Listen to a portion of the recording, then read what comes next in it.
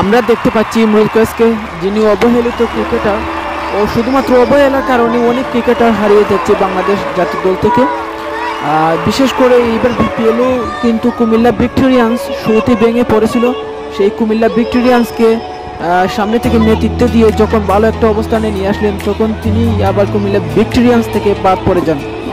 আফসোস।